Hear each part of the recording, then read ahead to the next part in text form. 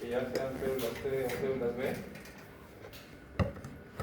Ese linfocito o ese tipo de célula que nosotros tenemos es la principal encargada de que los trasplantes no funcionen.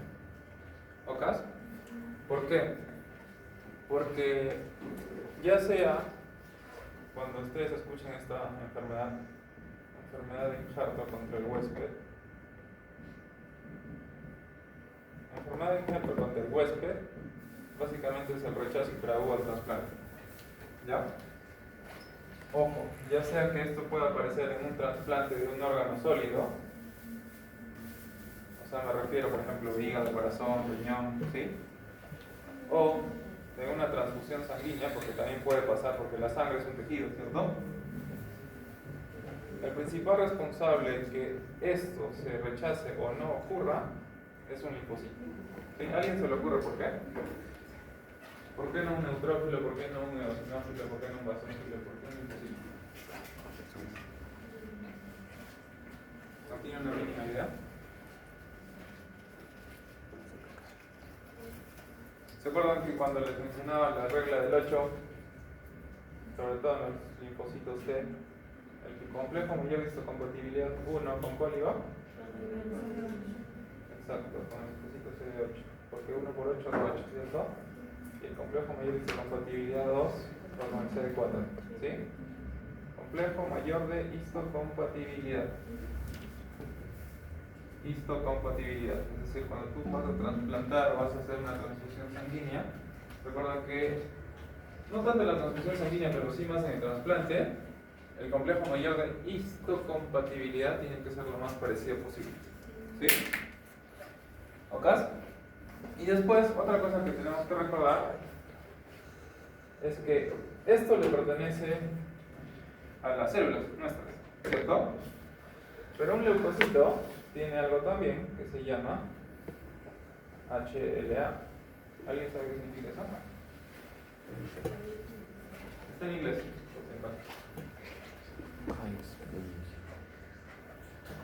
Es Human Leukocyte Antigen, o sea, antígeno leucocitario humano. ¿Ok?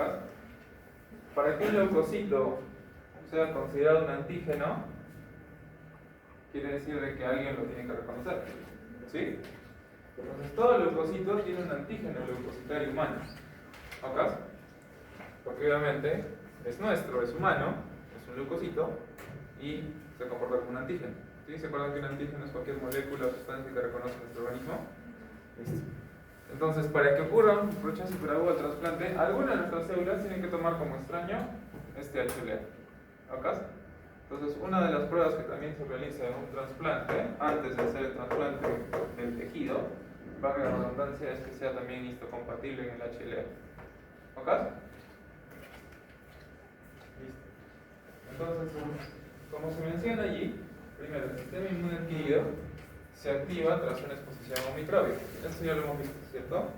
El sistema inmune en general, para que haya o siga siendo lo que es hoy en día, es porque ha habido una exposición a múltiples microorganismos que han hecho que esto se vuelva más elaborado, ¿sí? Ya sea desde el innato natural que nacimos hasta el adquirido que se va tomando con el tiempo. Obviamente es una respuesta más lenta al inicio, pero luego se vuelve más especializada, porque obviamente se acuerdan que es el adquirido del específico, ¿sí? Ya, genial. Reconoce un gran número de antígenos, obvio, porque en el innato son varias células las que participan, con la finalidad de destruir el primer microorganismo que aparezca o la sustancia que aparezca. ¿Ok? Pero en el adquirido, obviamente, tiene muchas más posibilidades de reconocer distintos tipos de antígenos, gracias a que cualquiera de estos dos o funcionan tal cual como un linfocito destructor o funcionan como una célula presentadora de antígenos. ¿Sí? Mejora con exposiciones sucesivas la memoria inmunológica. ¿Cuál era la inmunoglobulina responsable de la memoria? G, ¿cierto? Porque es la que dura más tiempo también. Y es muy exclusiva de los vertebrados. Ahora analicemos un poquito los gráficos, que obviamente sí lo vamos a entender. Primero es específico, ¿cierto? Inmunidad adquirida. 2. Puede generar una inmunidad de memoria, gracias a que Gracias a que este linfocito B, si es que se convierte en una célula plasmática, ¿qué es lo que va a poder producir? Anticuerpos. Exacto, anticuerpos, antibodies, inmunoglobulinas, lo que ustedes quieran llamarlo, ¿sí? Cualquiera de los dos. Entonces, por eso es que puede adquirir memoria, porque la IgG le va a dar esa característica de memoria. Listo. Tolerancia, ¿por qué era? ¿Recuerdan? El innato tenía que tolerar al adquirido y el adquirido tenía que tolerar al innato. Porque si se atacaban uno sobre el otro, se perdía la tolerancia. ¿Se acuerdan que habían helpers y los otros eran? Reguladores. Exacto. Si se perdía la tolerancia, obviamente se atacaba uno entre el otro y producía una enfermedad autoinmune. ¿Ok? Sistémico, obviamente sí se entiende, ¿cierto? Porque esto va a proliferar primero desde cualquier exposición que se genere en el microorganismo. Lo primero que va a pasar es que van a salir de la médula ósea, van a ir al torrente sanguíneo con células maduras. En el torrente sanguíneo puede ser que esté en sangre arterial, sangre venosa, pero el punto es que al final y al cabo todos estos van a terminar también en el sistema linfático, ¿cierto? Y si terminan en el sistema linfático van a terminar en los órganos linfoides secundarios, ¿sí? Vaso, ganglio linfático, X. ¿Ok? ¿Sí? Y bueno, autorregulado, bueno, creo que sí se entiende. ¿Ok? Listo. Otro punto importante que tenemos que entender es este gráfico, por ejemplo. Si entendemos de que tiene que aparecer un primer antígeno, ¿sí? Es el antígeno X. Este linfocito, si es un virgen, será una IP, ¿sí? Por los distintos tipos de estímulos, primero vamos a tener una respuesta primaria. Intentar reconocer al antígeno y generar una respuesta o una señal para poder intentar destruirlo. ¿Ok? O no sé si destruirlo, pero el punto es que lo tiene que reconocer. ¿Sí? Genera una primera respuesta primaria, pero todavía acá no hay una respuesta en memoria. ¿Sí? Solo es un linfocito que es un anti-antígeno.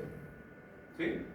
Luego, obviamente, esta célula va madurando, se convierte en una plasmática y empieza a generar su primera respuesta de memoria. Cuando aparece una segunda respuesta secundaria, ya lo puede reconocer y obviamente lo va a inactivar. ¿Sí? Esto, y obviamente, puede pasar lo mismo, una respuesta secundaria nuevamente con una célula plasmática. Entonces, os voy a explicar mejor este lado, ¿ya? ¿Sí se mira? Si dibujo acá. O lo pongo ahí. Donde sea, vamos a ponerlo ahí.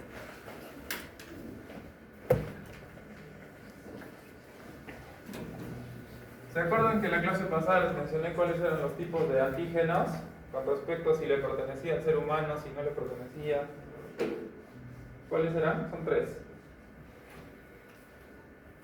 Uno es aloantígeno, el otro autoantígeno y el tercero senoantígeno. Auto, creo que se entiende, ¿no? Si le pertenece al ser humano y el ser humano lo reconoce como extraño, esto ya generaría una enfermedad autoinmune, ¿cierto? Por eso es autoantígeno. Aloantígeno no le pertenece al ser humano, ¿sí? Por ejemplo, una transfusión sanguínea es un glóbulo rojo que le pertenece a ese ser humano que va a recibir la sangre. No, ¿cierto? Entonces lo reconoce como extraño, es un aloantígeno, pero sigue siendo un glóbulo rojo porque los seres humanos tienen glóbulos rojos, ¿sí? Y un senoantígeno podría ser un microbio, porque el ser humano no tiene microbios patógenos. Entonces cuando aparece un senoantígeno lo va a intentar reconocer, ¿sí? Ya. Pero nos vamos a centrar en este, en el aloantígeno. ¿Ok? Y vamos a centrarnos obviamente en esto, que es una transfusión sanguínea. Miren. Se supone, esto es lo más parecido a una bolsa de sangre. ¿Ya? ¿Qué va a haber ahí en una bolsa de sangre? Glóbulos rojos, ¿cierto? Entonces es una bolsa de sangre de glóbulos rojos con 250 mililitros de sangre, que es aproximadamente lo que tiene una bolsa, ¿sí? Y hay un paciente X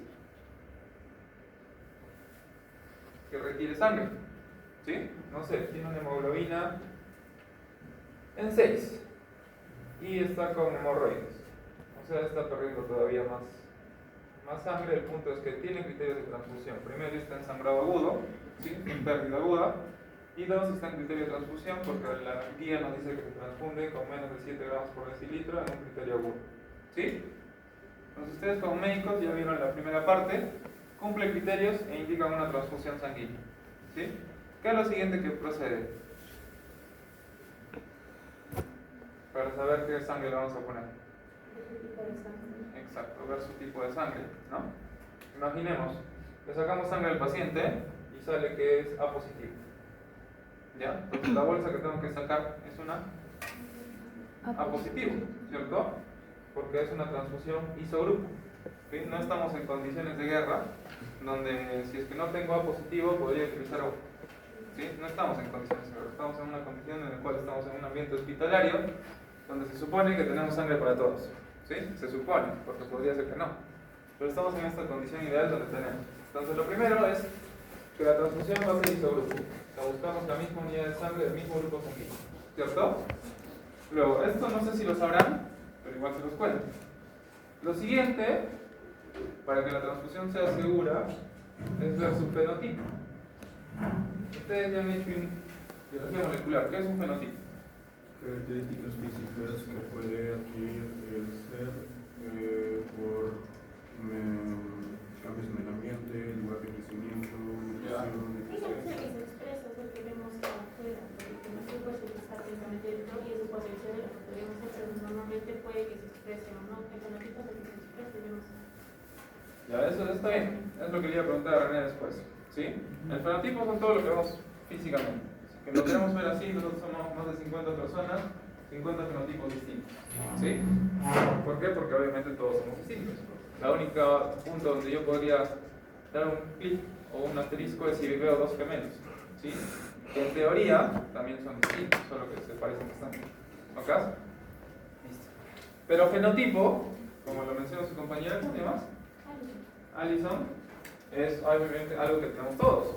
¿Sí? Todos tenemos nuestro propio fenotipo.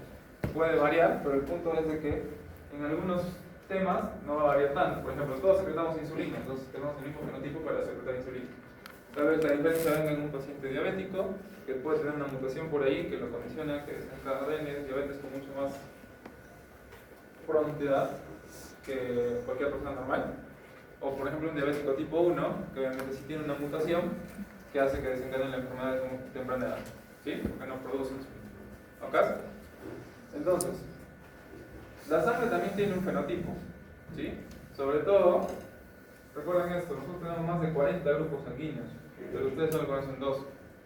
Uno que es el ABO, saber si es A, si es B o es O, ¿sí? O si es AB. Y el otro es el RH, saber si es positivo o negativo. Son los dos que conocen ustedes y que les van a enseñar generalmente en toda su carrera. Pero son más de 40. ¿Ok? Por ejemplo, en mi banco de sangre nosotros manejamos más de 40 grupos sanguíneos. ¿Sí? Y solo los buscamos cuando es estrictamente necesario. ¿Ok? Entonces, por ejemplo, el fenotipo RH se caracteriza porque tiene generalmente tres genes importantes. El gen C, el gen D y el gen E. ¿Sí? Y que puede ser C menor, D menor o E menor. ¿Sí? Ojo, no les estoy pidiendo que sepan banco de sangre, les estoy pidiendo que traten de entenderme lo que voy a explicar respecto a esto, que es inmune. ¿Sí? Porque esto ya es otro tema. Entonces sabemos que tiene un fenotipo. ¿Ok? Entonces imaginemos que este paciente que requiere sangre es A positivo y le hemos buscado una unidad de sangre A positivo. ¿Sí? Lo siguiente es buscarle una unidad de sangre A positivo, que sea del fenotipo más parecido al paciente. Si es que es parecido totalmente, genial. ¿Sí? Entonces imaginemos que le sacamos sangre al paciente con la misma sangre que le sacamos en un tubito.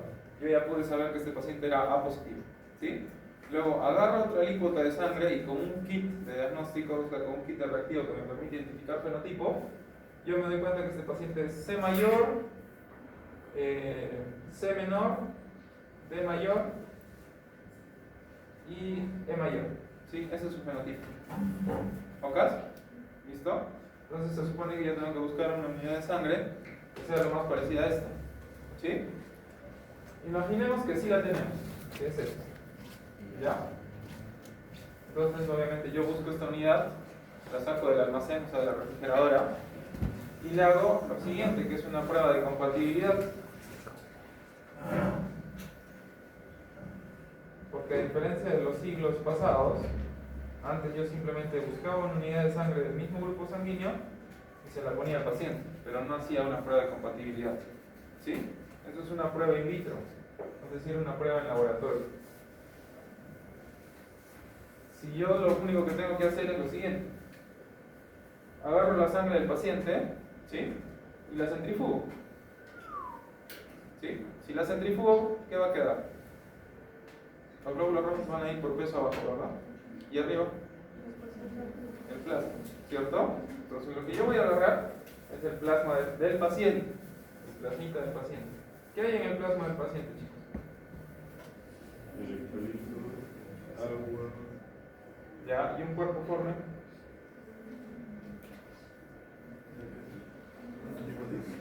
Sí, en el plasma del paciente puede haber anticuerpos. ¿Sí? ¿Notas? Lo van a entender acá mejor. ¿Y qué se supone que voy a sacar de la bolsa de sangre? Una alícuota, ¿verdad? En la alícuota, ¿qué voy a sacar? Glóbulos rojos. ¿Sí? Entonces, si yo estoy haciendo una prueba in vitro, lo único que estoy buscando en una prueba de compatibilidad es que los glóbulos rojos que yo le voy a transfundir no generen ningún tipo de reacción transfusional al encontrar un anticuerpo en el plasma del paciente. ¿Sí? Porque imaginemos que el paciente tiene un anticuerpo contra algún antígeno de este glóbulo rojo. Se van a chocar uno con el otro porque se van a reconocer y va a activar el sistema inmunológico del paciente, ¿cierto? Y lo que va a pasar es que va a empezar a destruir estos glóbulos rojos, generando la famosa reacción de hemólisis, que es bien común cuando transfundes una unidad de sangre incompatible. ¿Sí? ¿Se entendió hasta ahí? ¿Sí? Ya, genial. Entonces, para eso sirve una prueba de compatibilidad in vitro, para ver si es que el glóbulo rojo es compatible con ese plasma y que no haya ningún tipo de anticuerpo. ¿Sí? Obviamente, si no hay ningún tipo de anticuerpo, está libre, la prueba va a salir compatible. ¿Sí? Y si sale compatible, esa unidad de sangre se la entrega al paciente. ¿Ok? Listo. Entonces, ¿por qué les explico esto y qué relación tiene con esta parte? Imagínense que viene una paciente como este, con hemorroides, o X diagnóstico para puntos que está sangrando, a un hospital, y ustedes, su primera indicación es: ¿tiene criterios de transfusión? Porque para manejar una hemorragia yo sé que tengo que hacer dos cosas como médico. Uno, identificar la fuente de hemorragia. Si está sangrando por la nariz, le coloco un tapón nasal y paro la hemorragia, ¿sí? Y si es que tiene criterios de transfusión porque bajó mucho la hemoglobina, lo transfundo, ¿cierto? O le coloco líquidos, es decir, fluidos cristalinos. Pero el punto es que tengo que rehidratarlo por lo que ha perdido, volumen. ¿Ok? Entonces, identificar la causa. Tiene hemorroides. Primera indicación, tengo que llamar al gastroenterólogo para que me diga qué vamos a hacer. ¿Sí? Si el gastro me dice: no, sabes que esto no es mío, porque sí está sangrando, pero no puedo hacer nada, tienes que llamar al cirujano, porque el cirujano tiene que hacer el clipaje correspondiente de ese hemorroides, ¿cierto? El punto es que ya estoy tratando la primera causa, buscando la fuente de hemorragia e intentar solucionarla, ¿sí? Pero el paciente sigue perdiendo sangre, entonces ya indiqué el segundo motivo: transfundir. ¿Acá? Porque está en criterios de transfusión. Hacen eso con el paciente, le transfunden la unidad de sangre y no sabíamos, pero por ahí este paciente, de todos los grupos sanguíneos que tiene, alguno que obviamente no lo he dosado en la primera prueba de compatibilidad, se expresó, ¿sí? ¿Ok? Entonces, este glóbulo rojo de esta unidad de este donante, por ahí tenía algo en la superficie de este glóbulo rojo, que hizo que cuando llegue al sistema inmune del paciente, lo primero que va a pasar es, se va a activar su inmunidad innata, ¿cierto? Va a reclutar al neutrófilo, el neutrófilo al macrófago, el macrófago a la célula dendrítica, tal. Estos funcionan como células presentadoras de antígeno y al final llega el linfocito T, ¿sí? El linfocito T activa su primera respuesta, dice: ok, sí, no es mío, nada, puede activar la respuesta del linfocito TH1, TH2, TH17, no sé, pero el punto es que se activó la respuesta inmunológica y al final le terminan dando la señal al linfocito B, el linfocito B se convierte en plasmática y secreta un anticuerpo. ¿Sí? ¿Entendió? Entonces, en el momento que secretó el anticuerpo, me voy a poner mejor con B chica porque si no se confunde con sangre A B. Esa es la primera respuesta inmunológica. La primera respuesta primaria. ¿Sí? Se generó un primer anticuerpo frente a algún antígeno de este glóbulo rojo que le transfundieron. ¿Sí? La transfusión sigue normal. ¿Por qué? Porque si se dan cuenta, la curva es chiquita, ¿no? Simplemente fue una primera señal de respuesta. Encontré un anticuerpo que reaccionó frente a un antígeno y no pasó nada. ¿Sí? ¿Qué pasará si en algún momento de la vida de este paciente se vuelve a poner mal, por X motivo, no sé, ahora 10 años después acude porque, porque tiene una epistaxis severa, ¿ya? Alguien vino y le metió un puñete en la nariz, la cuestión es que se rompió su triángulo nasal, me refiero al sanguíneo, y empezó a sangrar de la arteria posterior, y la cuestión es que él sigue tragando sangre por la parte de atrás, y dice, no lo puedo controlar. ¿Ok? Ese fue el principal motivo. Él se ponía su tapón nasal y como la lesión es por atrás, no la puede controlar. La cuestión es que llega a la emergencia, intentan taparle la naricita, pero sigue sangrando. Porque si no es anterior, hay que colocarle una sondita urinaria y tratar de clavar la aguja de la parte posterior para por lo menos solucionar que no siga sangrando y llamar al torrente. ¿Sí? Entonces eso hacen, le colocan una sonda urinaria, inflan el globo y ya la arteria está presionada, por lo tanto ya no sangra. ¿Sí? Mientras llegue el otorrino. Pero perdió sangre y llega con una hemoglobina otra vez de 6. El médico lo evalúa y dice, sí, requiere transfusión porque sí tiene síntomas. Está taquicárdico, está hipotenso, qué sé yo. ¿Ok? Le indican la transfusión sanguínea, pero lo siento, esta unidad de sangre que le vuelven a poner también tenía este antígeno. ¿Sí? Coincidió. También tenía este antígeno. Él ya tiene un anticuerpo formado en su vida. Han pasado 10 años después, ¿sí? Se supone que se ha negativizado, que ha bajado la curva, ¿sí? Pero en la segunda, una vez que ese anticuerpo pase, por ahí se activó. Puede ser que no, puede ser que sí, puede ser que no, puede ser que sí, pero se activó.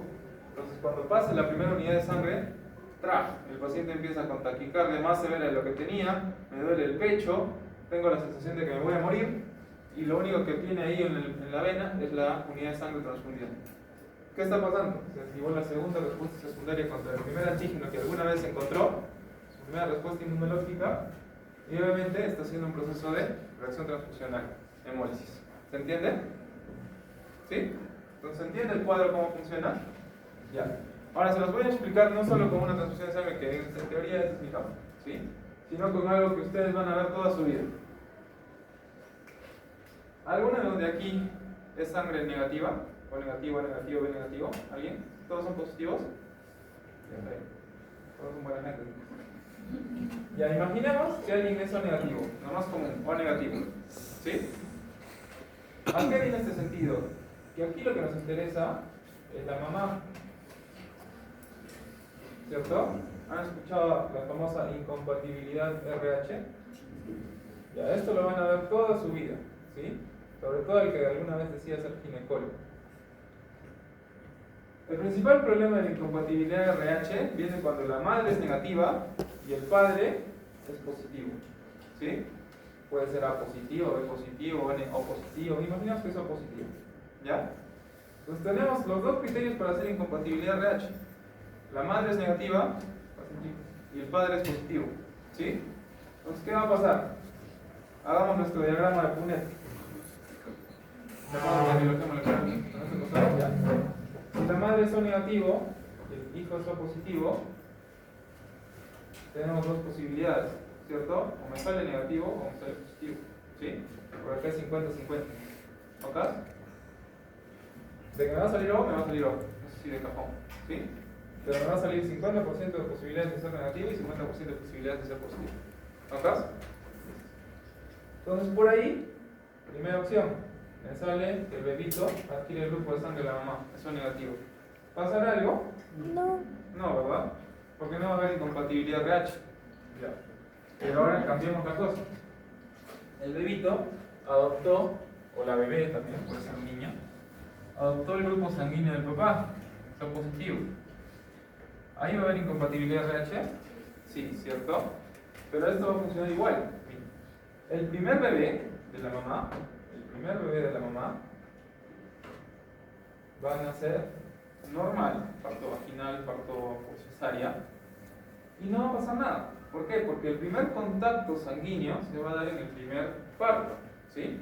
Es decir, la primera posibilidad de que los antígenos positivos del bebito pasen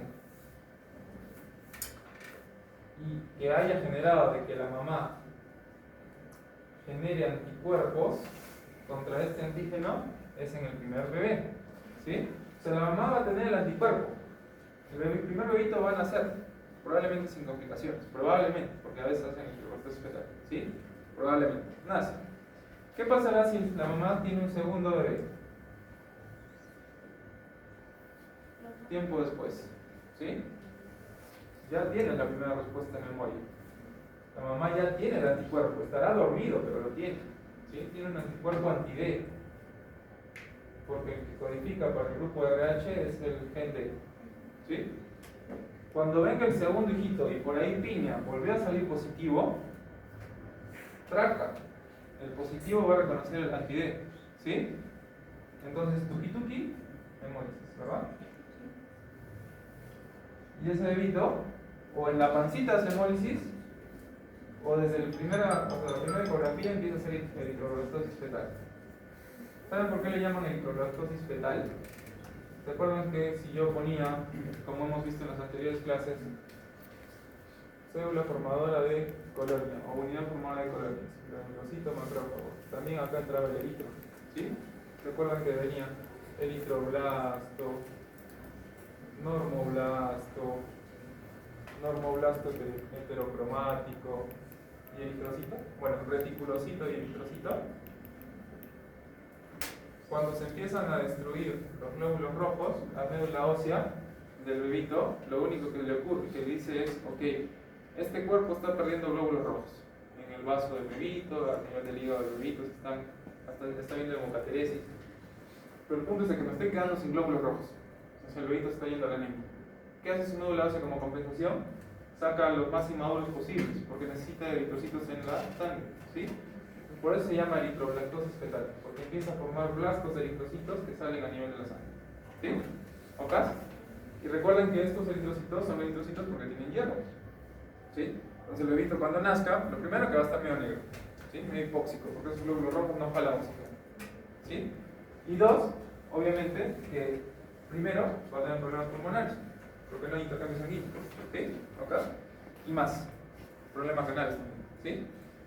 Entonces, ¿se entendió cómo funciona esta respuesta inmunológica? Por eso, ¿cuál es la solución cuando tienen ustedes como ginecólogos esto, si alguna vez lo son?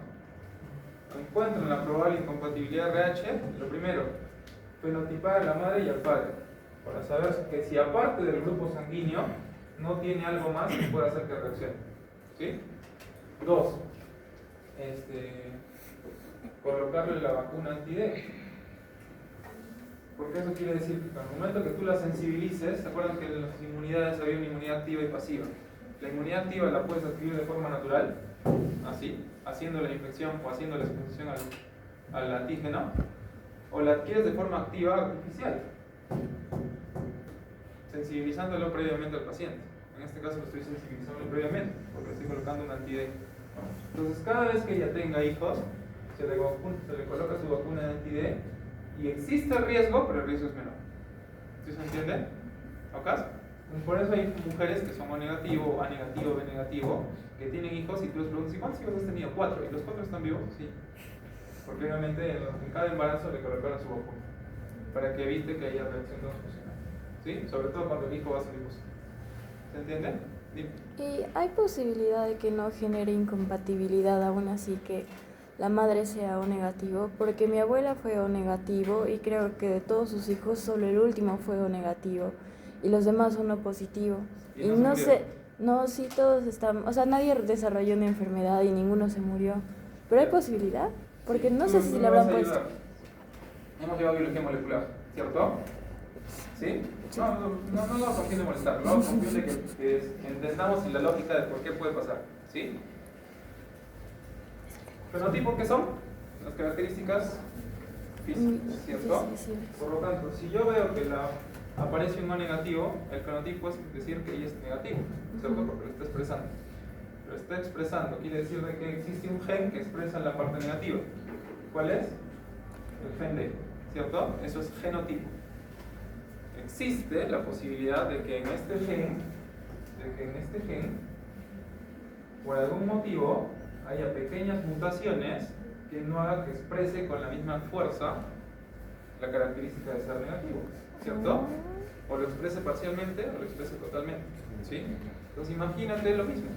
Una mujer que es O negativo, y yo comparto lo mismo porque mi abuela también es O negativo y tiene 3 hijos.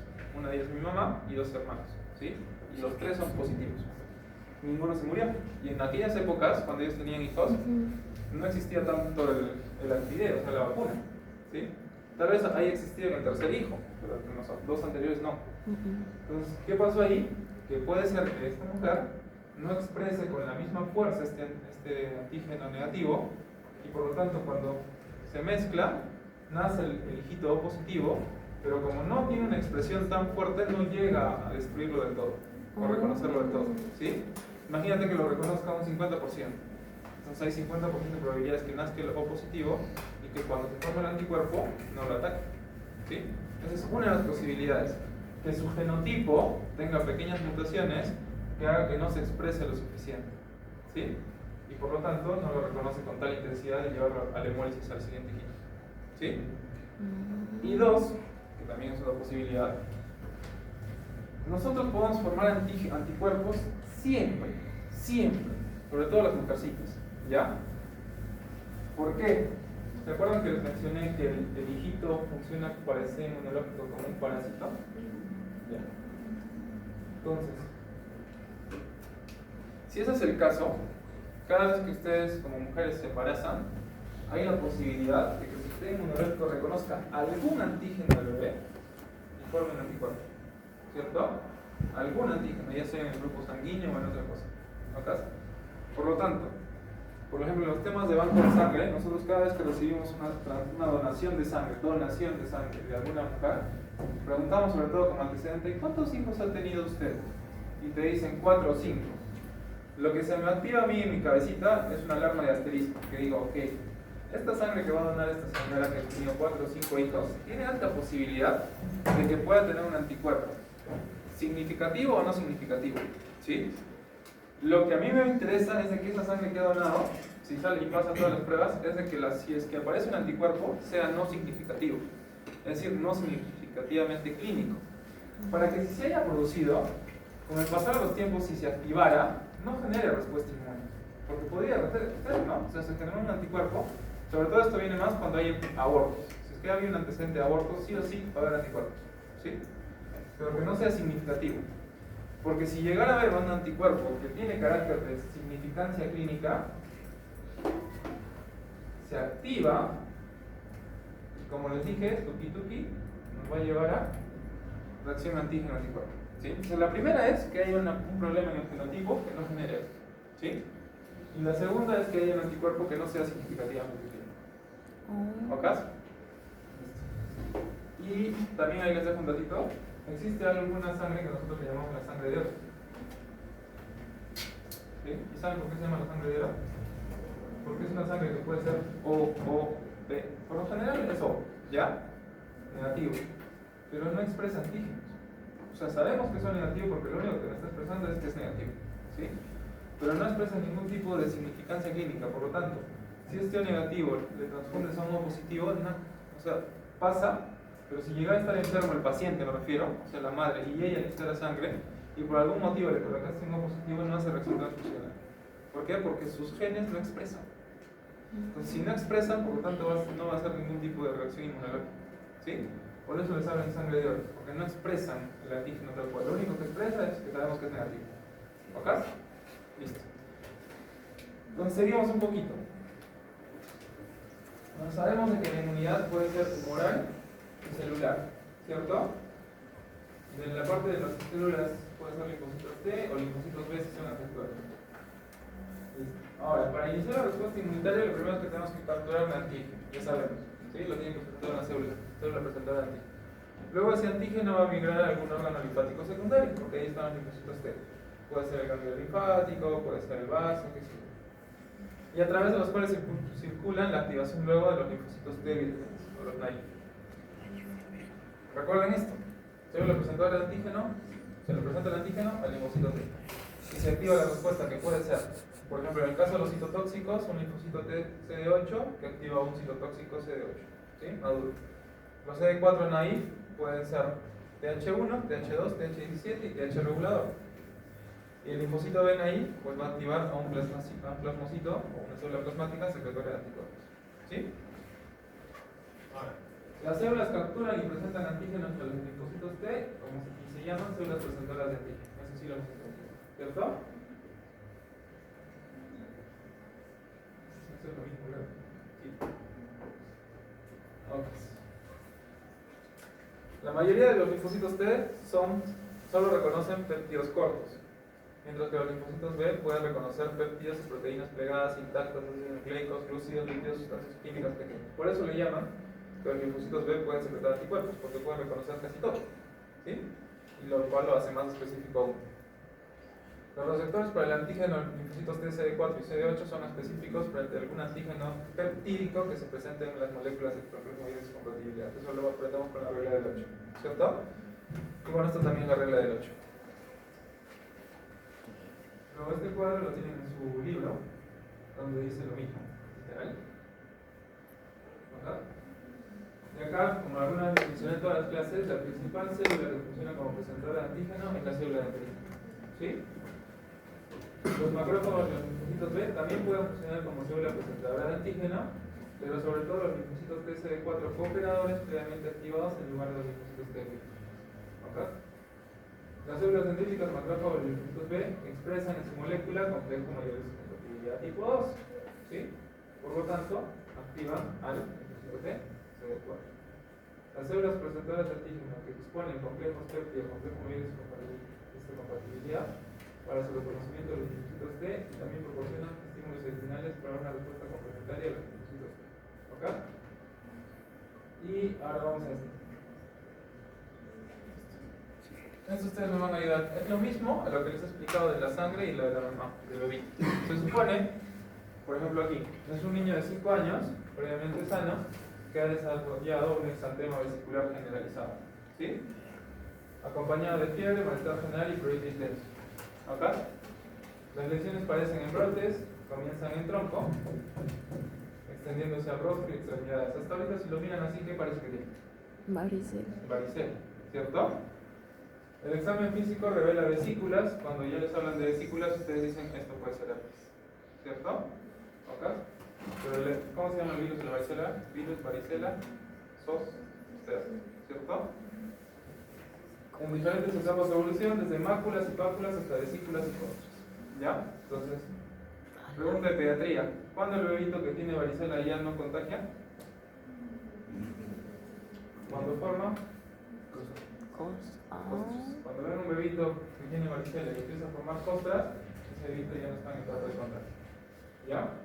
Porque obviamente, si analizamos como netamente virus, lo que más va a tener es el virus de la varicela zoster, es alta capacidad de virulencia. ¿Sí? Comparado con algunos otros gérmenes que no tienen tanto, ¿no? ¿Sí? Listo.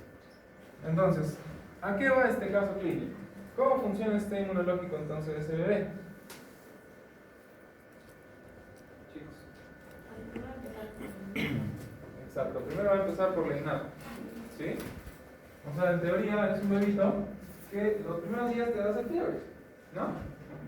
Pero tú no sabes qué, porque no ha debutado con las vesículas. ¿Sí? Entonces un bebito que te empieza a hacer fiebre y tú dices, ok, está haciendo fiebre, puede ser distintas cosas. Puede ser que le esté dando gripe, puede ser que esté mal de la pancita, puede ser que se queja y no puede tragar bien la leche, puede tener estomatitis herpética, es decir, secreciones en la boca, lo que llaman el famoso pacto, ¿sí? Puede ser, no sé, ¿qué más? Hay un dicho claro, ¿no? Que dicen que los niños cuando hacen fiebre crecen. Puede ser también, porque en los huesos los niños tienen unas proteínas que se llaman osteogeninas. Y estas osteogeninas, como su nombre lo dice, son parte del sistema inmunológico. Entonces, cuando se activa, hace que también un proceso febril, al activarse esa reacción inmunológica, representar una cascada y hace que se active. ¿Sí? O sea, también existe otra posibilidad. Obviamente, mientras haya cartílago de crecimiento. Toda persona puede crecer mientras haya cartílago de crecimiento. Si ya no hay cartílago de crecimiento, por más que quieras, esa persona no crece. ¿Ok? Listo, entonces, a lo que vamos. Se activa la primera respuesta innata del paciente, aparece un neutrófilo, una célula dendrítica, no sé qué, porque está tratando de destruir un virus. ¿Sí? Esos son los primeros días, primero y segundo día, que el niño te empieza a hacer fiebre. ¿Nocas? Entonces la mamá asustada lo lleva al hospital, lo lleva con su pediatra de cabecera, qué sé yo, y dice, está haciendo fiebre, pero no sé de qué. El pediatra lo examina, todavía no le encuentra las vesículas y dice, ¿saben qué? Puede ser que esté haciendo cualquiera de las cosas que les he mencionado, y le da simplemente su reprimand, o sea, su metamizol en gotitas, su paracetamol en gotas, que se lleva solo para la fiebre, ¿sí? Porque puede ser un proceso viral. Pero ustedes se lo llevan a la casa y al tercer día empieza a hacer vesículas. Entonces ustedes dicen, no, ok, hay que volver a llevar al pediatra porque parece que sí va a ser. ¿Ok? O sea, luego le empiezan a salir las pápulas y ahí ya estamos hablando del sistema inmune adquirido, ya se está activando, ¿cierto? Probablemente ya está reconociendo los linfocitos T, B, tal cual lo hemos explicado. ¿Sí? Entonces se está generando la primera respuesta de memoria, generar los primeros anticuerpos. ¿Sí? Ahora, ¿a qué lleva todo esto?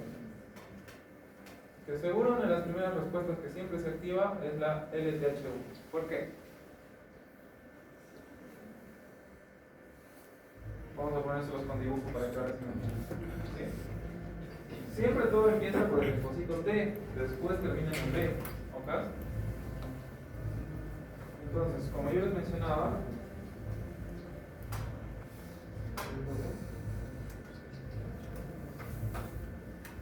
es la LTH1 porque las principales citoquinas en la respuesta de una infección son la interleucina 12, el interferón gamma, la interleucina 1 y la interleucina 6.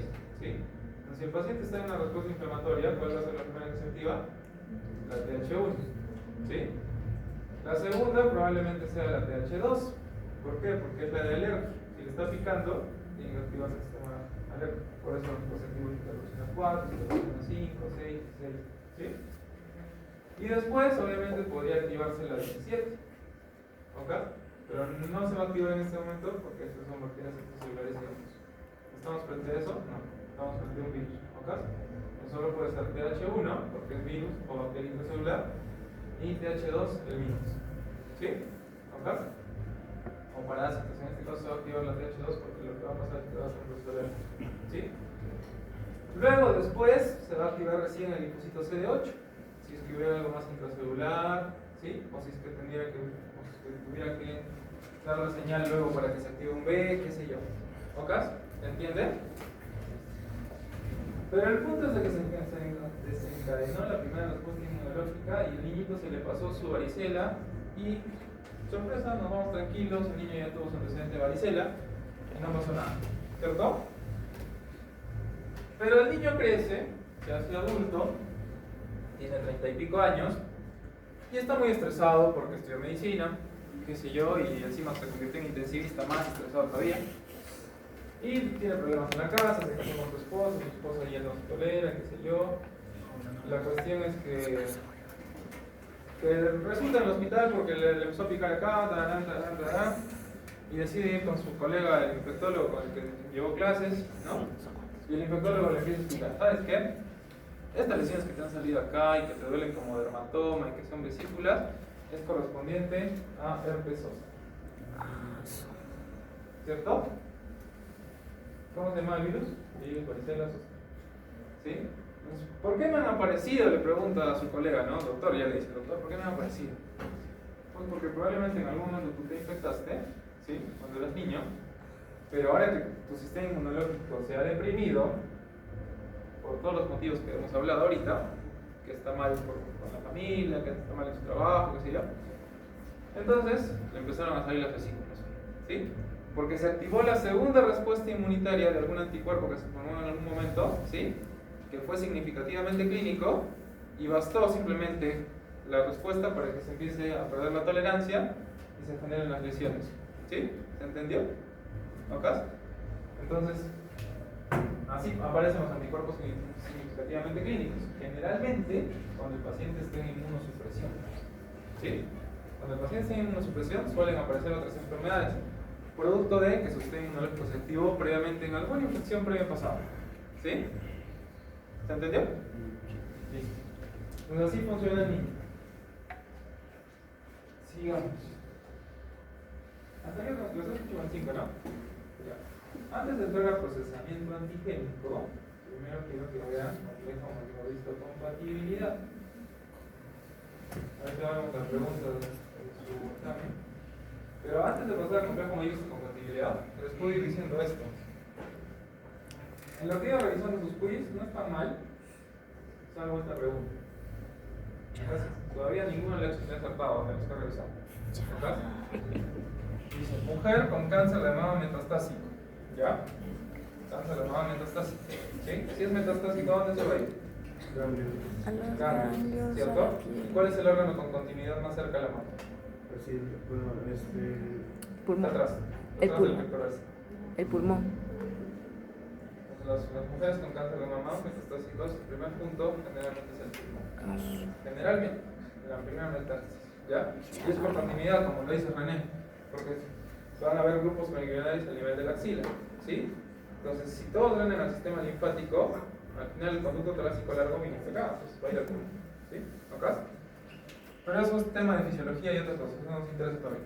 Mujer con cáncer de mama metastásico se somete a una mastectomía radical. Por ejemplo, ¿cómo se llama? Jennifer López, ¿no? La que sacó las dos. Angelina Jolie, ¿cierto? Ya.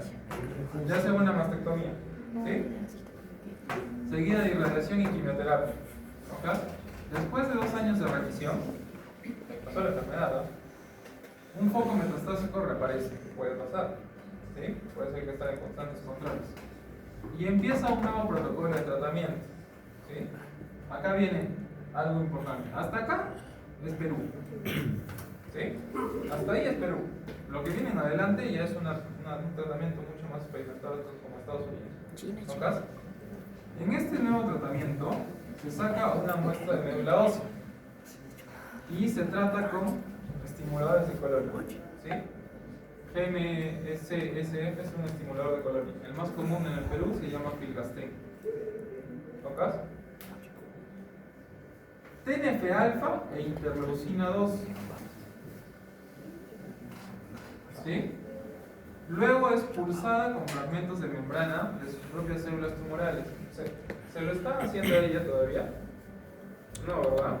Hasta este punto de luego expulsada hasta células tumorales, todo está siendo in vitro. ¿Ok? Es decir, previamente, antes de colocárselo a ella, lo hicieron en un laboratorio. Sacaron células de la médula ósea de ella, ¿sí? Las mezclaron con interleucina 2 TNF-alfa y las estimularon para que se reproduzcan. ¿Sí? Una vez que tenían un cúmulo de células, se dieron cuenta que el tratamiento podía funcionar. ¿Sí? Entonces, ¿qué hay que hacerse? Reinfundírselas a la paciente, porque queremos darle un terapeuta. Se las colocas.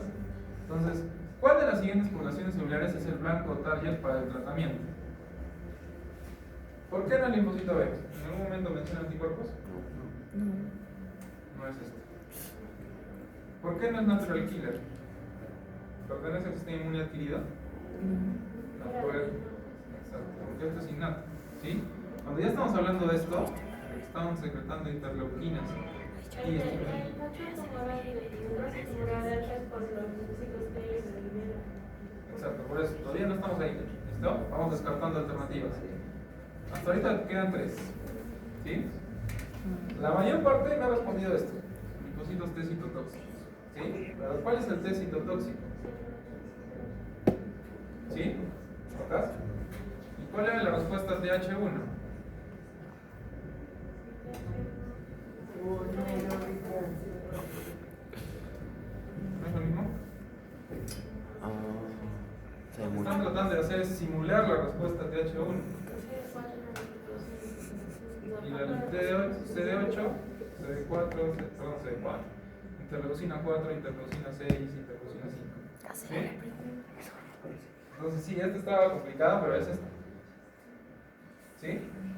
Y ojo, no me lo he inventado yo. Esta vino en los esteros. De ahí lo sacaron. Estados Unidos. ¿Ya? ¿Tocas? Entonces, ¿entendió? Bueno, esto sí está fácil porque simplemente es buscar la bibliografía. Natural Killer son C19. ¿Sí? A ver, Ohio. Acá también se han confundido un poquito, pero ahora se los explico más adelante. Sigamos avanzando con el complejo mayor de histocompatibilidad. Uno está ahí, ¿no?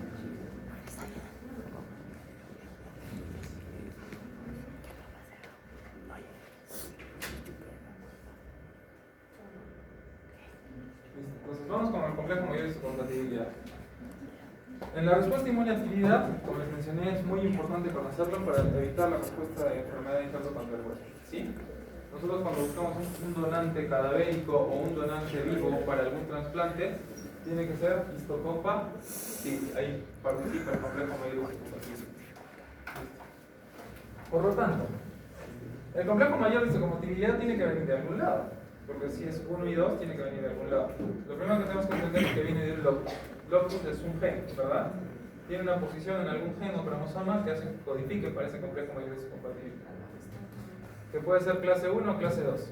Que codifican dos grupos de proteínas homólogas, pero con estructuras distintas, homólogas porque los dos son complejos de histocompatibilidad, ¿sí? Y otros genes no polimórficos que participan en la presentación del antígeno. ¿Cómo se evalúa esto? Así. El locus en el brazo corto del cromosoma 6, ¿sí? Hay un gen codominante que expresa 3 genes: el HLA-A, B y C, ¿sí? Eso para el complejo mayor de histocompatibilidad tipo 1. Entonces nunca olviden eso. El complejo mayor de histocompatibilidad tipo 1 viene de 3 genes: el HLA-A, el HLA-B y el HLA-C, ¿sí? Mientras que el complejo mayor de histocompatibilidad tipo 2 viene del HLA de P, de Q y de R, ¿sí? ¿Se dan cuenta cómo distintos? Acá, uno es de P, de Q, de R y el otro es A, B y C, ¿sí? Las moléculas de clase 1 del complejo mayor de histocompatibilidad se expresan casi en todas las células nucleares. Y recuerden eso. Mientras que las moléculas clase de histocompatibilidad tipo 2 se expresan solo en células dendríticas, linfocitos B, macrófagos, células epiteliales tímicas y algunos otros tipos celulares. ¿Ok? Y si lo queremos ver más como biología molecular, pues el gen es algo parecido, ¿cierto? Si es que tiene acá el DP, el DQ, de R, esto va a codificar para el complejo mayor de histocompatibilidad tipo 2. ¿Sí? Están en el vecinitos en el mismo cromosoma. Mientras que el locus del complejo mayor de histocompatibilidad 1 tiene el A, el B y el C. ¿Ok?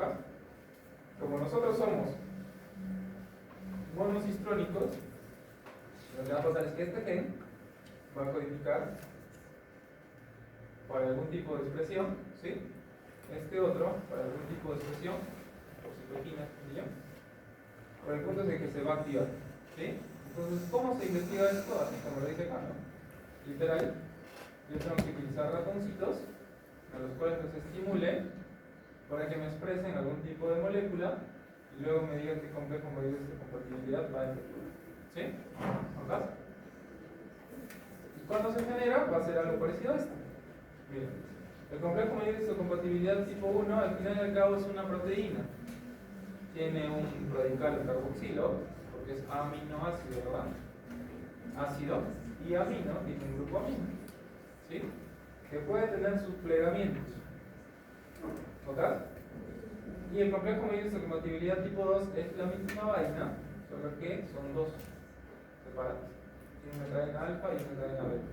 Pero igual siempre son amino, carboxilo. ¿Sí? ¿Ya? ¿Se entiende hasta ahí, chicos?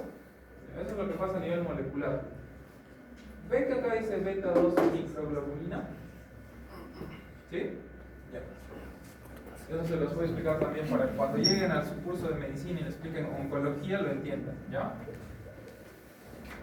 En laboratorio, generalmente nosotros a todo paciente con cáncer le piden esto en sangre, beta 2 microglobulina. Si es que está elevado, tiene alto riesgo de que ese cáncer no está siendo controlado, está desproliferando. ¿Sí? ¿Pero por qué? ¿Ven de dónde viene, no? Viene de un fragmento del complejo mayor de histocompatibilidad tipo 1. ¿Sí? El complejo mayor de histocompatibilidad tipo 1 por la regla del 8, ¿con quién funciona? Con el 8.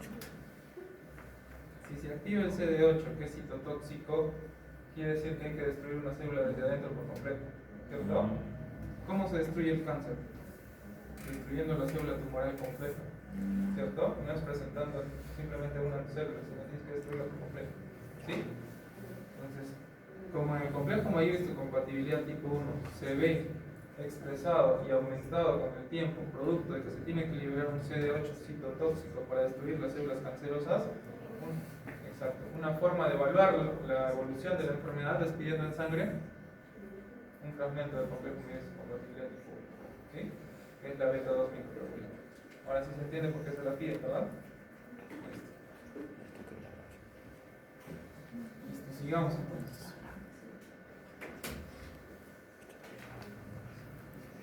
Entonces eso lo conocemos.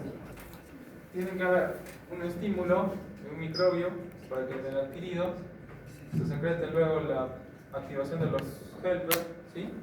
O en este caso podría ser hasta un natural killer. Se genera el interferón porque hasta ahorita esto sigue siendo TH1, ¿sí? Se lo presentan al complejo mayor de histocompatibilidad, lo reconoce y hay una respuesta de los linfocitos T. Genial. Y como le dice acá, ¿no? La expresión de las moléculas del complejo mayor de histocompatibilidad aumenta con las citocinas producidas durante las respuestas inmunitarias innata y adaptativa. Y el interferón gamma es la principal citocina que esté implicada en la respuesta de las complejo mayor de histocompatibilidad tipo 2 como célula presentadora de antígeno frente a las dendríticas y los macrófagos. ¿Sí? Chicos, atentos. ¿Ocas? El interferón gamma también puede aumentar la expresión de moléculas del complejo mayor de histocompatibilidad en las células endoteliales vasculares y otro tipo de células no inmunitarias. ¿Ocas?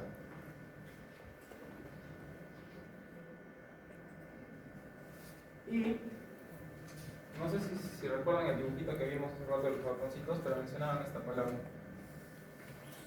¿Sí? El CITA es el activador de transcripción de la clase 2. Es decir, si yo quiero que este complejo mayor de histocompatibilidad tipo 2 se active en la superficie de alguna célula, lo primero que alguno de estos tendrá que hacer, linfocito T, es producir un factor de transcripción que luego lo active. ¿Sí? Ese es el CITA. Por eso se llama activador. ¿Tocas? Listo. Que es el regulador maestro de la expresión del complejo mayor de histocompatibilidad tipo 2. ¿Tocas? Las mutaciones del CITA o los factores de transcripción asociados se han identificado como una causa de una enfermedad que puede generar una inmunodeficiencia. ¿Sí? Por ejemplo, el síndrome del linfocito desnudo. Imagínense, ¿no? Si este factor de transcripción está mutado en nuestro cuerpo y no se expresa adecuadamente, cuando llegue la activación de este linfocito no se va a activar porque la respuesta está llegando incompleta. ¿Sí? Por lo tanto no va a funcionar de forma igual, por eso le llaman el linfocito desnudo. ¿Ok? Eso es para que diferencien las cadenas. Se acuerdan que les dije que tienen dominio, cadena alfa, cadena beta, y en el ser humano son sus moléculas. Y ahí están los dibujitos principales. ¿Sí? Las cadenas alfa 1 y beta, los dos son, tienen un grupo amino, tienen un grupo carboxilo, igual acá. ¿Ok?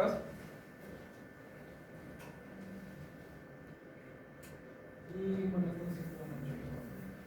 este es un resumen de las características del complejo mayor de histocompatibilidad 1 y 2, que tienen una sola hendidura de unión al péptido que liga un solo péptido de una vez. Es decir, solo por cada respuesta siempre tiene que presentarse solo un péptido, porque solo tiene una hendidura para que pueda coger.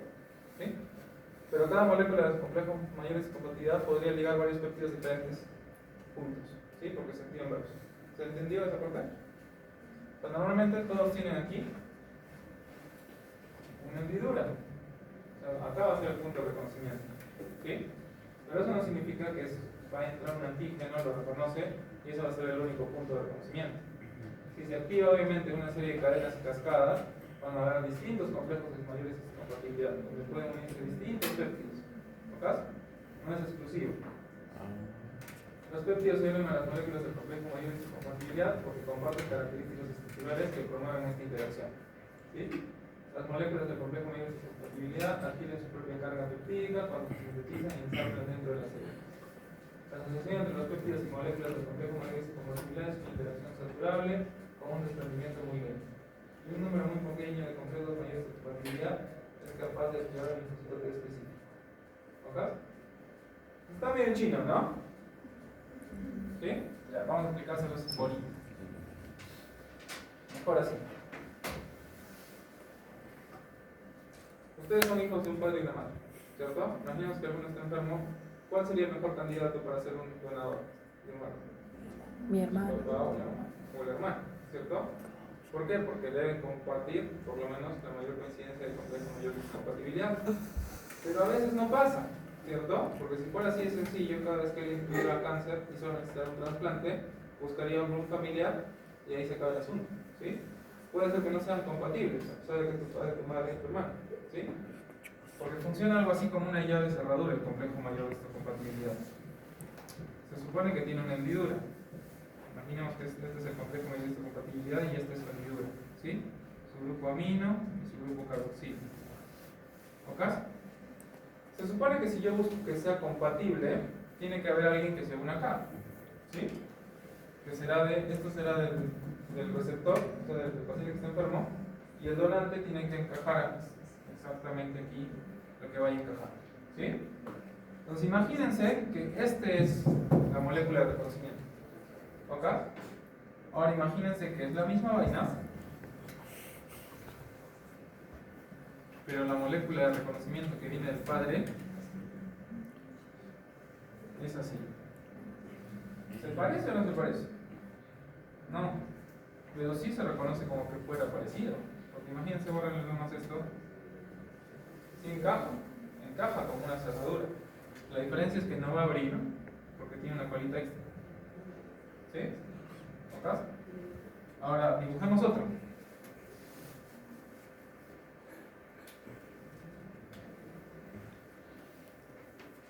Este se parece más, ¿verdad?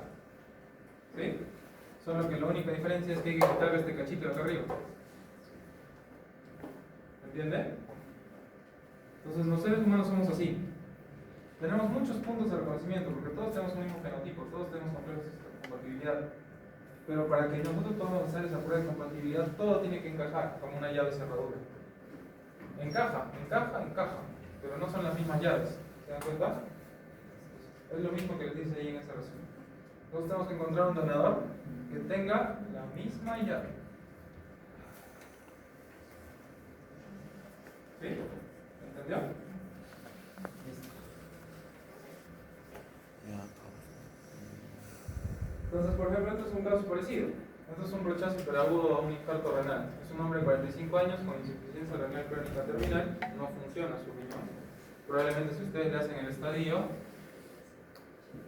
Carigo, va a tener una enfermedad renal crónica, clasificación 5, falla renal total. ¿Sí? Secundaria glomerulonefritis, glomerulonefritis.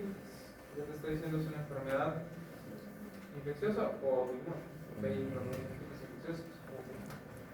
Recibe un trasplante renal de un donante fallecido, compatible con el grupo sanguíneo. Lo primero, tiene que ser compatible con tu grupo sanguíneo. Y con cierta compatibilidad HLA, cierta compatibilidad, o sea, complejo mayor de compatibilidad que se unió con un HLA, no es la misma llave, pero se parece. ¿Sí? Inicialmente el trasplante funciona bien con una disminución de la creatinina sérica, está genial. El trasplante está funcionando, el riñón está funcionando porque la creatinina está bajando. Y una buena producción de orina. Sin embargo, al cabo de 2 semanas, el paciente presenta aumento repentino de la creatinina sérica, se elevó otra vez, oliguria, no está orinando, eso peor porque va a hacer que eleve la creatinina más, o capaz esa sea la causa. Fiebre y dolor en la zona del injerto más malestar general. Hasta ahí, rechazo hiperagudo del trasplante. ¿Sí? Hallazgos de la biopsia renal. La biopsia del injerto renal muestra una infiltración linfocítica. ¿Quién es el primero que tiene que reconocer los complejos de compatibilidad? El adquirido con los linfocitos. Por eso hay alta cantidad de linfocitos en esa biopsia alrededor del parénquima renal. ¿Sí? ¿Qué más? En el intersticio. Edema tubular. ¿Por qué es el edema? Repetir una respuesta inflamatoria, se activan distintas moléculas como óxido nítrico, leucotrienos, qué sé más. Eso jala agua, por eso genera edema. ¿Sí? Endotelitis, inflamación del endotelio y los vasos sanguíneos y evidencia de daño tubular.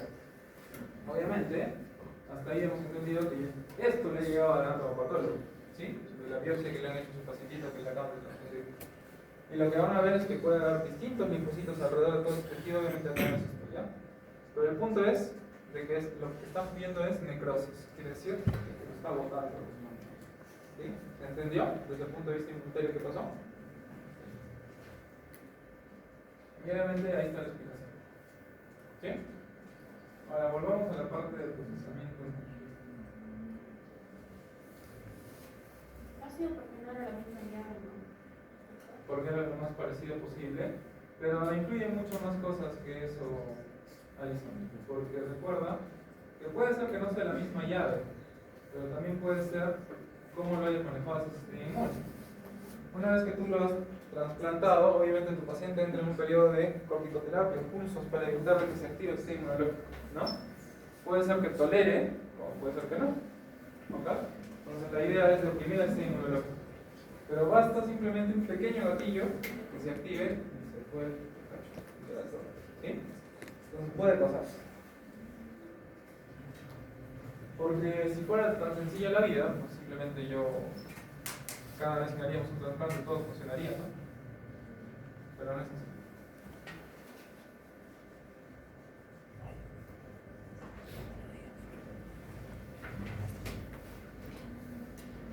Ok, ahora sí vamos con el procesamiento antigénico.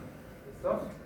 El procesamiento antigénico obviamente es que los antígenos que nosotros tenemos o que reconocemos, nuestras células las pueden interpretar para ser destruidas, ya sea a nivel del citosol o a nivel de la membrana. ¿Ok? Entonces lo que va a pasar es eso, ¿no? El antígeno va a ser captado, ¿sí? Luego lo va a reconocer, ¿sí? Ya sea que esté en la membrana de la superficie, aquí, o esté dentro del citosol, o sea, en el citoplasma. El punto es que lo reconoce. Se lo presentan al complejo medir histocompatibilidad y luego activan una respuesta, ¿sí? Por ejemplo, si es 1, CD8, y si es 2, CD4. ¿Ok?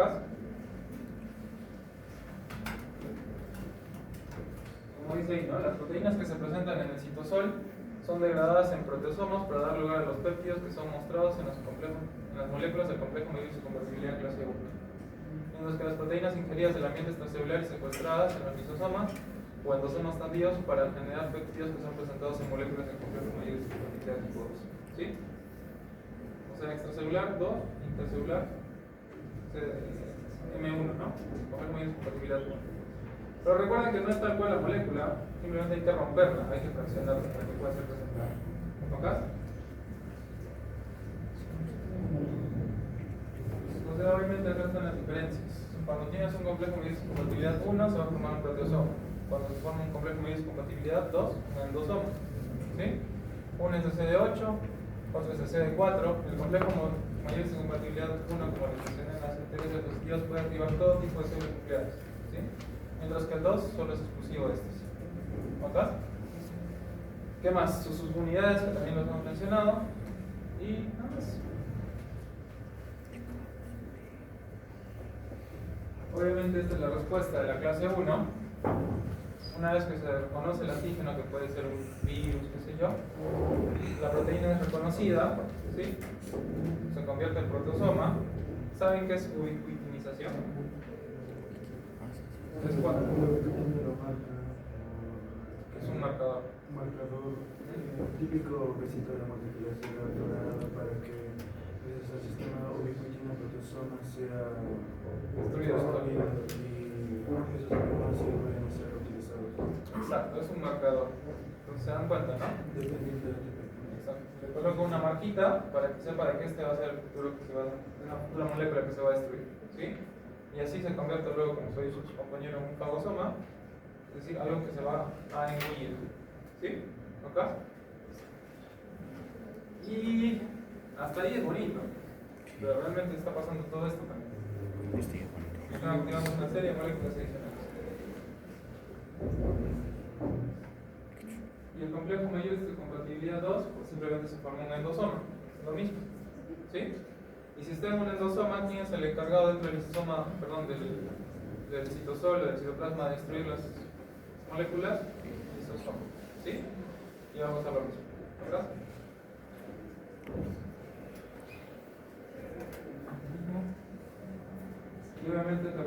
de la clase 1 y de la clase 2.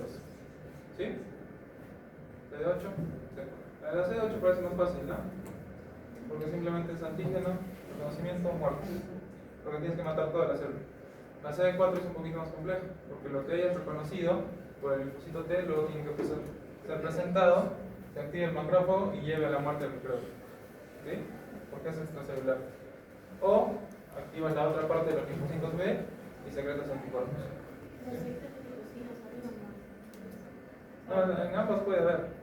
Solo que recuerda de que acá, en su mayoría puede ser que sí, como tú lo has dicho, no haya mucha posibilidad de citocinas, porque acá simplemente es identificar la célula y matarla por completo. Recuerda que el microorganismo está atento. Y acá sí tiene que haber unas señales de respuesta. ¿Sí?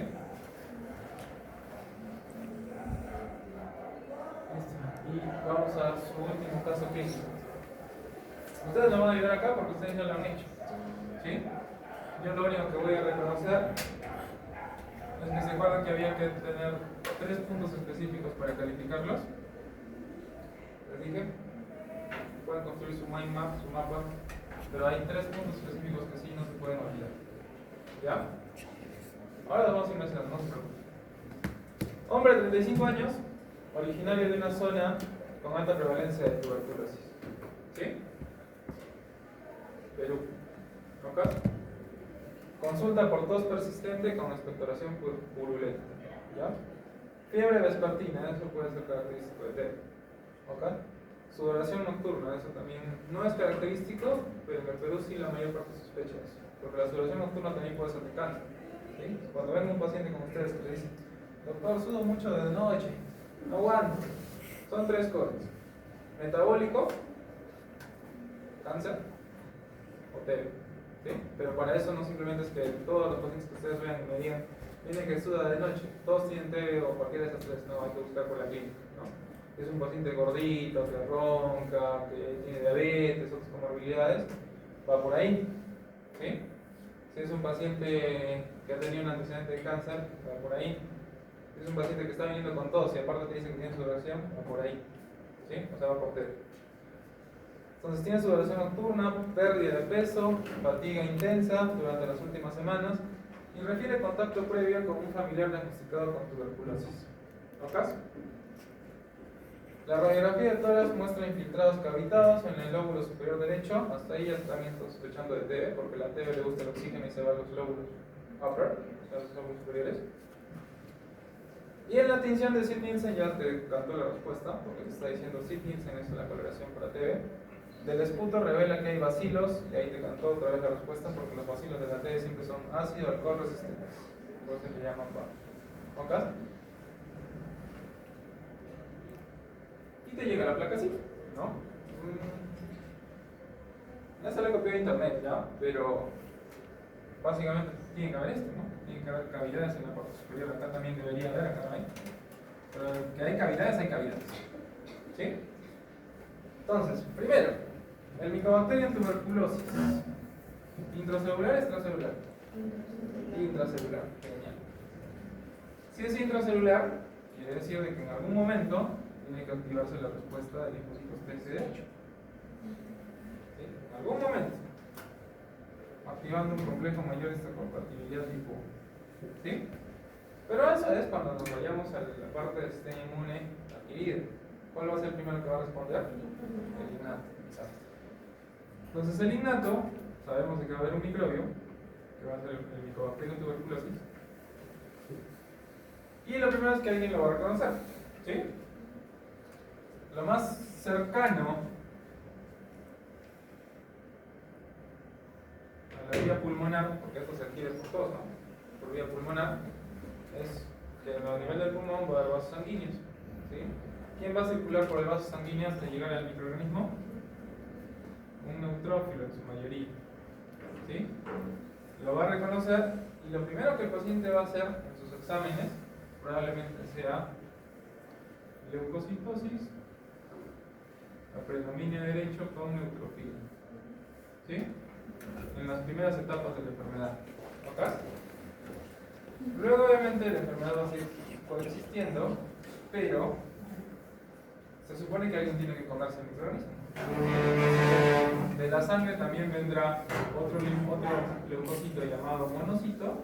Se convierte en macrófago. Exacto. Se va a convertir en macrófago. Pero primero tengo que activar los PAMs o los PAMs. Claro. Y después la autorización para que pueda cambiar. Exacto. Va a venir todo eso en el camino. ¿Sí? Va a activar la activación de PAM, lesiones de daño, DAMs. Pero al final del cabo va a tener que venir un macrófago. ¿Sí? Ese es el primer dato importante de una TV, la activación macrófago. ¿Sí? Porque generalmente la TV, para que se genere esto, lo que va a pasar es que ese microorganismo va a ser rodeado de macrófagos. Sí. Pero el Mycobacterium tuberculosis tiene la capacidad de inactivarlos. Entonces, cada vez que se acerquen, se van a juntar como una pelotita, pero todos alrededor, porque no llegan a comerse. ¿Sí? Entonces, esto es lo que más adelante va a formar lo que le llaman The Gone Complex, o el complejo de Gone, ¿qué se llama? O la lesión de Gone. ¿Sí? Cuando llegue el fisiopato lo van a entender. Este complejo de Gone, lo que va a pasar es que, como el pulmón, que está alrededor, nuestros ganglios linfáticos, y alrededor del hilio también hay ganglios periliares. ¿Sí? ¿Por qué? Porque hay linfocitos T. Cuando se activa el sistema inmune adquirido, luego va a hacer que también se activen estos ganglios linfáticos. ¿Sí? Cuando se activa un segundo ganglio linfático, o se activan los ganglios periliares al costado,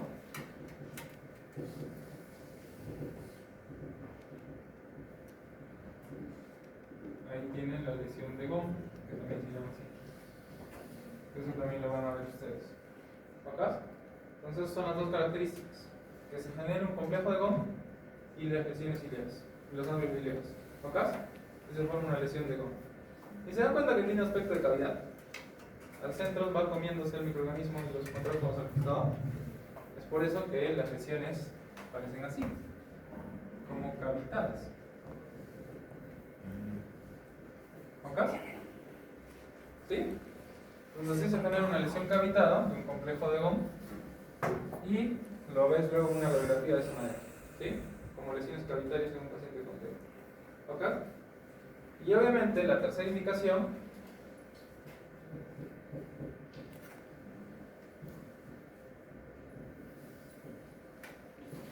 el pulmón va a circular oxígeno por todo él, ¿verdad? Por el parénquima. Pero el aire tiene menos densidad, ¿sí? Así que las zonas con mayor oxigenación en nuestro pulmón son los lóbulos superiores, ¿sí? El complejo de Gone puede empezar donde sea, puede empezar acá, puede empezar acá, puede empezar acá, ¿sí? Pero luego al fin y al cabo van a terminar migrando, en su gran mayoría, arriba. Entonces, cuando vean un paciente con TB, traten de buscar las lesiones cavitarias arriba, por eso lo velan. ¿Sí? Es diferente ver una tomografía, donde ven las lesiones más específicas, pero lo primero que ustedes van a tener en su centro de salud, en su puesto de salud, es una radiografía. ¿Sí? Y miren cómo en la radiografía, acá podría ser que si no es uno bueno interpretando, porque podría ser que no lo sepan, dicen, no sea, obviamente acá sí está bien grotesco como para ver, ¿sí? Pero acá no, ¿sí? Pero cuando ven arriba dicen, ¿y dónde están los lóbulos superiores? Se borraron, están blancos, ¿cierto? Entonces ahí ya te está indicando que hay lesiones arriba, ¿sí? Solo que en radiografía todo es al revés. Ustedes ven blanco acá, ¿no? Radiopaco. Lesiones radiopacas en la parte de arriba. ¿Ok? Entonces, ¿se entendió? Listo. Y obviamente eso es porque se activó este inmunoinnato, luego va a aparecer esto, el TCD8 y se fija adquirido y demás. ¿Ok? Y lo crean todos por eso. Listo. Y ahí también tienen el resumen. ¿Ok? Porque al final el macrófago también va a funcionar como una célula presentadora de antígeno. La primera respuesta va a ser CD4, siempre. ¿Sí? El macrófago es la complejo y de compatibilidad, todos por eso Exacto. Y luego después el H1, luego después el AC8. ¿Ok? Listo. Entonces, ya faltan solo 5 minutos. Terminamos de ver esta. Esta ya les di la respuesta. La segunda ya les di la respuesta. La primera casi todos lo hemos respondido, casi todos, porque no está difícil. Dice, el niño de 2 años es evaluado por una inmunodeficiencia severa. ¿Sí? Su módulo óseo tiene celularidad normal. Los estudios radioactivos demuestran que tiene un conteo normal de células precursoras de células T en el timo. Tiene timo porque es un niño, ¿verdad? Pero los linfocitos T no maduros son encontrados en la sangre u órganos periféricos. La población de células T en el timo no tiene CD3. ¿Sí? Cuando ustedes evalúan la población de linfocitos T, generalmente le llaman PAN-T. ¿Por qué? Porque todo PAN-T tiene CD1, CD2, CD3, CD5. Todos los linfocitos T son así. ¿Tocas? Entonces, si te está diciendo que la célula T no tiene CD3, quiere decir que no funciona como T. ¿Tocas? O está perdiendo esa funcionalidad. ¿Qué falta de capacidad tendrá esas células? Habilidad de unirse a otros péptidos. Y va a unirse porque hay distintos más. No solo perdió el 3, pero tiene este otro. ¿Sí? Habilidad de expresar CD4, CD8. Recuerda que el CD4, CD8 aparece en los reguladores, porque se llama CD4, CD8 en los citotóxicos. Entonces, por ahí no va la respuesta. Habilidad de producir una transferasa de desoxirribonucleotidil, eso sí ya es un distractor. ¿Tocas? Porque en ningún momento de todo lo que se ha mencionado acá menciona algo de molecular. Habilidad de reordenar los segmentos del gen receptor de células T. Podría ser, pero recuerda que si es que fuera así, no solo se expresaría uno, no se expresaría ninguno, si fuera el problema molecular. Entonces, si solo ha perdido un antígeno, un punto de identificación, va a perder la habilidad de proliferar en respuesta a un solo antígeno. ¿Sí? Y bueno, esto también tenía truco, que pensé que no, pero... Dice, ahora, un recién nacido de madre diagnosticada con COVID-19. ¿Sí? Quiere decir que el niño ha adquirido inmunidad por parte de la madre. No logra contagiarse de la enfermedad en las primeras semanas de nacido, porque tiene inmunidad. A pesar de que la madre no utiliza mascarilla al darle lactar. La primera indicación, si tienen un hijito con COVID-19, sería decirle a la mamá, no lo vas a contagiar, ponte mascarilla. ¿Sí? Pero ya no se puso. Entonces, tiene dos formas. Uno, si ya tiene inmunidad, es porque la única barrera que pasó la IgG es el efecto placentario y le da inmunidad. Algunos han marcado IgA, sí, pero recuerden que la IgA solo va a pasar por la leche, porque es más grande. Y si es que hablamos de cuál se activa primero la M, ¿sí? Pero la M no va a pasar la barrera retroplacental, porque tiene 5 patas. La que sí va a pasar es la G, ¿cierto? Y la A no va a pasar, ¿ok? Tampoco sería la que primero se active. Total, si hablo por término de activación, primero sería esta y luego la G. Pero la única que va a pasar la barrera retroplacental es la G. ¿Tocas? Y bueno, para el que haya dibujado su dibujo de la tele. ¿Ok? ¿Se entendió? Listo, chicos. Y bueno, para que ya ya casi terminado. Ya casi terminado de poner los puntos. Pero nos faltan calificar unos cuantos más que me han enviado.